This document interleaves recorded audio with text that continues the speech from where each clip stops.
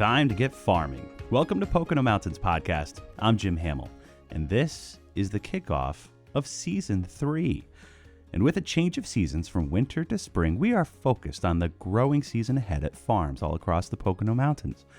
Many of those farms and farmers have been doing it a long time.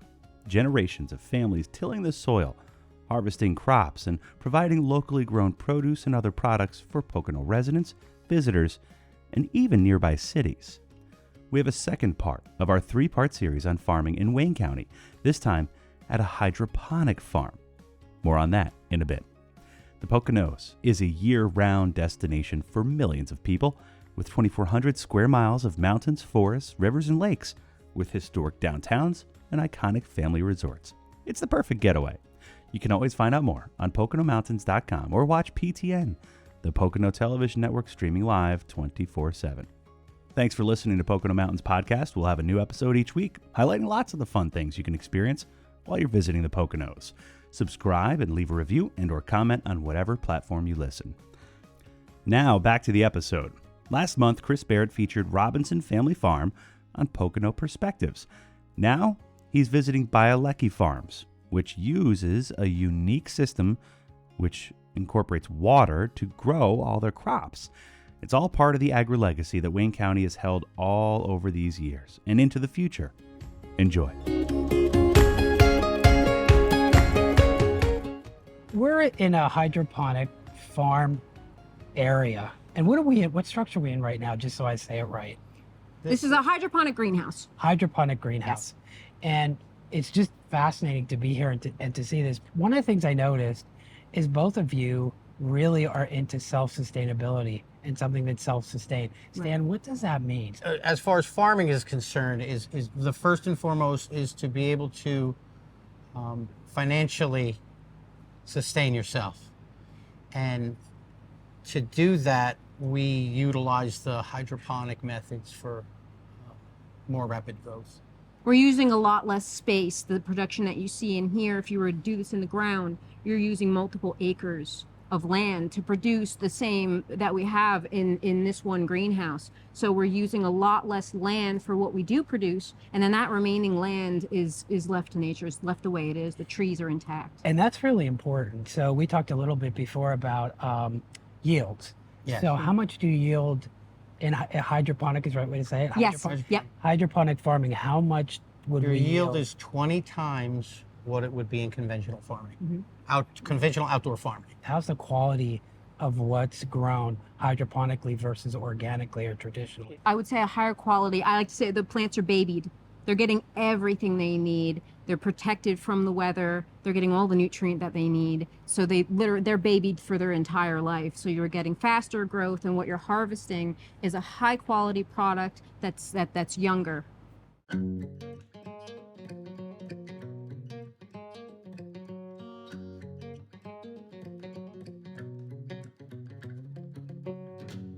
I wake up in the morning in this great blue state.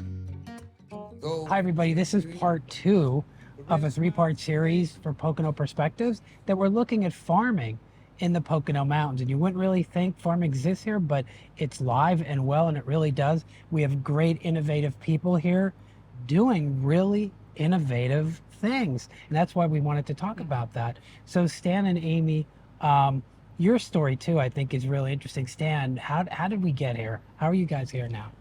We grew up in New Jersey. We moved out to Pennsylvania when we first got together over 25 years ago now. Yeah. Yeah, because we wanted to have a little bit more of a rural lifestyle. We kind of moved way up the state to buy our first home, and then We started homesteading. And it was producing for ourselves, having a garden, have some chickens for eggs, and that's where the homesteading lifestyle kind of began, and that same mentality kind of leads to, okay, so we're producing for ourselves as far as food-wise. Now, can we produce for ourselves financially off of the land? Oh, so homesteading is just the first step in producing. Oh, yeah. Yeah, Yeah, definitely. a small first step. And then, we're in northern Wayne County, up in the mountains, and it allowed us to do a lot more homesteading. Yeah. Like we had more land available, so when we wanted to have goats or a dairy cow, or more space that we could add to that homesteading that we were doing. It was probably like middle of May. We went to one of the mud auctions that they have, for the old farm equipment and that kind of thing. And I bought a plow and I hooked it up to my little tractor, and we went 40 feet, and I just snapped the shank right off of that plow. Because of the rocks. The rocks. Oh, Wayne wow. County is known for being the ground is very rocky. So you just kind of think you throw some seeds in the ground. Land trees, it looks good, So Like, when you what go they- and break a plow right off the bat, you're like, well, all right, this conventional farming thing's not necessarily going to work on this land. So okay, what's plan B? What else can we do?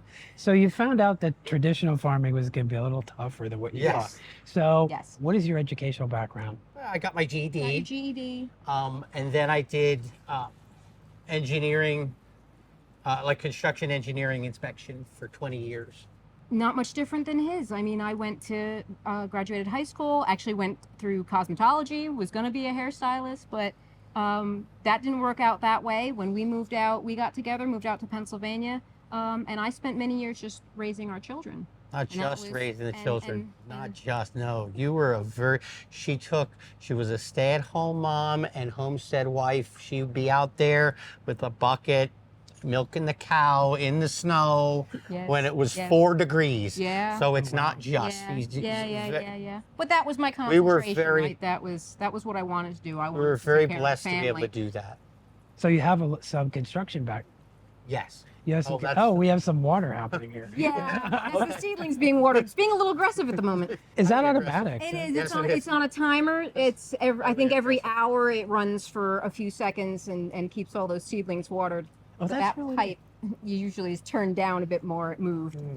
Well, the building we're in right now, you built yourself. Everything. Yeah. Yeah. So the construction background really helped. Yeah, construction background. I Okay. did like all phases of construction when I was in my younger years. I also did some landscaping, so I knew how to run machinery and stuff like that. So and that came in handy a lot with this. So with each greenhouse that we put up, or the hydroponics, he designed all the systems that we have, and he knows how to do the carpentry, the electrical. That's great. Yeah. So when it came, we could really do that stuff ourselves. How did you make the connection that hydroponic was the way to go? And how long did it take to get to where we are now? It sounds silly. Internet research, YouTube. YouTube. It just. But it did yeah. take, it took us probably 5 years. When we did it, I wanted to be sure that we could That it make would enough work. money. Yeah. That, And did you have other jobs in the meantime? So He did. I did. He was working off farm. He worked in precast. I was a PennDOT inspector and, okay. and for various DOTs up and down the coast. So how long has this just been your sole? Since 2019. 3 years. Yeah. Yeah, 3 years now. Yeah, 3 years and a few months. It's been sold from the farm. Yep. And what's a typical day here? It depends on the day. I mean, there is a routine, but throughout the week, there's certain tasks on a certain day, and my tasks aren't the same as his. It's farmers markets are it's Friday, Saturday, Sunday is a farmers market. So come Monday, Tuesday, there could be various tasks if there's some weeding in the outside beds or general maintenance that you have to do, but then you have to get into your harvesting your weekly crops. You're getting ready to replant. Like in here, as soon as something gets harvested, we're replanting. So you're getting ready to put those new plants in, and then you have to start seeds because you have to keep that rotation going every week.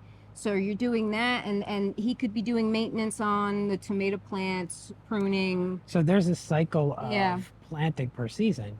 Oh yeah. There is? Oh, okay. Well, there is somewhat. I mean, in here, it's it's not seasonal, it's every week. Every week, The yeah. crops the crop mix changes slightly, but every week, That 52 routine stays weeks, the same. we plant and harvest in here. So you have mustard, lettuce, Yeah. right? Yeah. Tatsoi, watercress, some herbs. Swiss chard, lettuces. Like you said, the plants are babied, right? Oh yeah. Yes, Oh yeah. and they are very young. Lettuce can be very bitter in late summer because it the heat makes them grow slower, and then the older they get, the more bitter they get, the closer they get to go to seed. I have to ask about that because I'm an iceberg shredded lettuce kind of guy. Oh, you're one of those guys. That's okay. My dad's one of those guys too. No, I get really excited when we have some customers that will come to us at market and say, I've never been excited about lettuce before. Oh, wow. Or this is the best lettuce I've ever had. And I love hearing things like that because it's like, who gets excited about lettuce? But they're excited about it because it is different. I'm going to show how much I don't know. But all I know is that iceberg lettuce has no nutrients pretty much, right? It's all water. Yeah. Well, I don't know that. I mean, I'm sure there's some, but it's just what it is. It's water. I think it's better if you're eating greens than eating cheese puffs. So iceberg is better than cheese puffs. I test that quite often with the cheeseburger. I think the biggest thing that a consumer should know, and you want to feed your family the freshest vegetables possible, and that iceberg was picked 14 days ago. In California, probably. Oregon, but yeah. Yeah, and then shipped across the country. When we pick for market, we're picking on usually Wednesday, and our customers are having it by Friday or Saturday. So you guys are at farmers markets a lot, is that right? That's what we do That's for primarily farmers markets. We have a website. We can do pre-orders with our customers. They can even come here to pick up orders. We have a couple restaurants that buy from us. Restaurants and resorts, or you supply those like Just a couple. That's not the majority a couple of our of sales. local, and then we have started supplying a couple in the city as well, New York City. And we've been lucky to be a part of the county food pantry. They actually got a grant so that they could buy fresh vegetables from the local farms and provide it to the food pantry families. So we've been lucky to be a part of that too. So do you guys have a family? Yes. Kids? How old? Three kids, 20, 18, and 14. How do they like the farm? Are they involved? Not at all. No. I think that's the same with any family-run business. Nobody wants to work for their parents, and I don't think that matters what the industry is. That's the same. We even had some years where some of our kids, they actually went to work for other farms who were friends of ours, and then other kids came and worked for us. You know, it's not, I don't know that it's necessarily the farming aspect, but it's, I don't want to work for my parents. And I have a 20 and 22, so I get that. Yeah. Are you concerned about where farming's going, family farm? Because this is a family farm, right? Oh, absolutely. Yeah. Or does that concern you at all?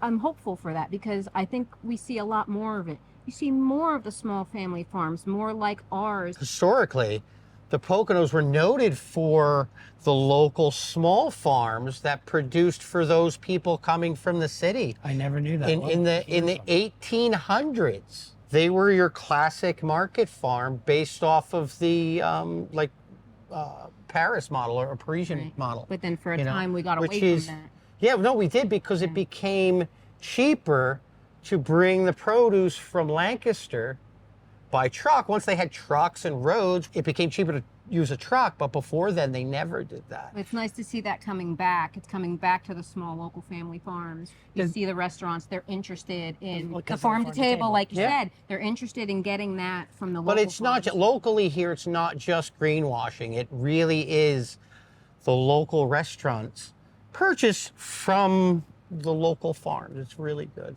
And as much as they can. Does it concern you that it seems like there's a lot of big conglomerate farms out there? Does that concern you? I think there's always going to be a space for both.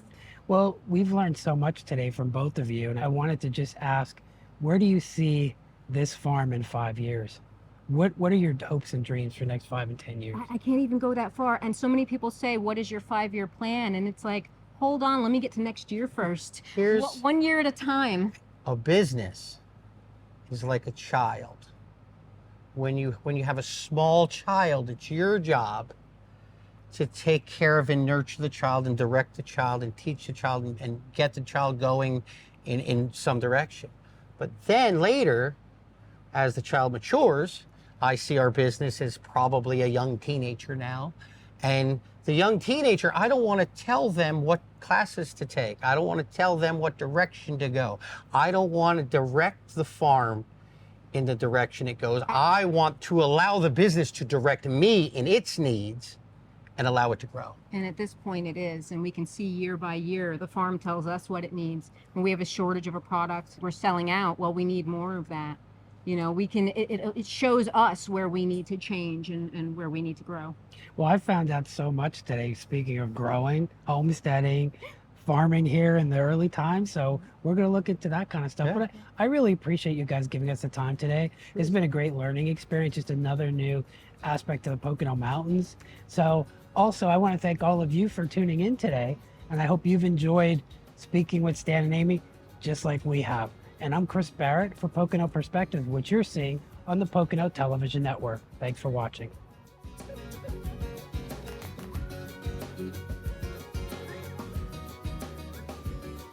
Bialecki Farms also featured at the Main Street Farmers Market at the Cooperage and other locations. You can learn more about the farm at our website, PoconoMountains.com. The reason you'd want to have a hospitality job like this is the ability to interact with so many different people and to create an amazing experience for them every day. The cool part about working at the Poconos is you get to play where you work. So it's a ton of fun, it's good money, lots to do. This mountain doubles as a great place to learn, but also a beautiful community to work in, make friends. Great jobs are available now. Go to PoconoMountains.com/jobs. We're back. Thanks for listening to Pocono Mountains Podcast. I'm Jim Hamill. Last summer, PTN stopped by the Wayne County Fairgrounds during the annual agricultural fair, which is 160 years strong, and met some amazing young farmers through the 4-H program. Here's our story from Pocono Mountains Magazine from the Wayne County Fair. Hey everyone, it's Jim Hamill here at the Wayne County Fair, and it's the 160th year for this agricultural event near Honesdale. And each and every year, generations of families have been raising livestock here through 4-H and then auctioning them off the last Saturday of the fair. And so it's a tradition. And that means that agriculture has a very special place here in the Poconos, and we wanted to share that with you, our viewers. The sun was only just starting to come up when Mackenzie and Wyatt Weist got to the Wayne County Fairgrounds to tend to their cows. The brother and sister had already spent the entire week here as part of 4-H. We've been working up to this week for the whole year. With these guys, they were born last May, April, so we've been working with them since the time they were born. The sheer amount of work these kids put into raising their prized animals is astounding. Every morning, up early, feeding, cleaning, and learning a legacy of agriculture. Usually we're up around 5:36 to go over and do barn chores. And like in the morning it feels like a lot of work, but it's a lot of fun to do it with your family. Wyatt and Mackenzie may have a few years left in 4-H, while Michaela and Matthew Stone of Stone Valley Farm in Hamlin are finishing their chapters and beginning new ones. My passion actually started in 4-H. My dad started us very young. The day I came home from the hospital, he put me in a tractor, and it just kind of all unfolded from there. 4-H kind of set me up for what I'm going to do for the rest of my life. For Michaela, that means studying to be a large animal veterinarian. 4-H and farming sparked that passion, and now she and her brother are grateful for the experience of this fair, 4-H and farming. The friends that I made along the way. I mean, winning's fun, but you know, the people you meet, like the journey is what it's all about. And winning is just what Matthew finished his 4-H career doing. By the end of the Wayne County Fair, these kids had to part ways with their animals at auction. Bittersweet for them, yes, but an invaluable learning experience for the next generation of Wayne County farms and farmers. In 4-H you learn like how to help each other and how like to have good sportsmanship. Like, so if you don't win the class, you don't get mad and cry, and like, you just kind of say good job to whoever won, and it's usually pretty fun. For me, it's a big deal because like, somebody has to put the food on the table, and kids learn it. And I've had a few kids come up to me and say that they want to do it this year, which is very good because agriculture is dying, so with younger kids involved, it would be better. These traditions, a part of the agri-legacy of Wayne County and the Northern Poconos. Watch for more stories soon on Pocono Television Network about the farms and farmers who are working hard to keep the industry alive. Jim Hamill, Pocono proud in Wayne County for the Pocono Television Network.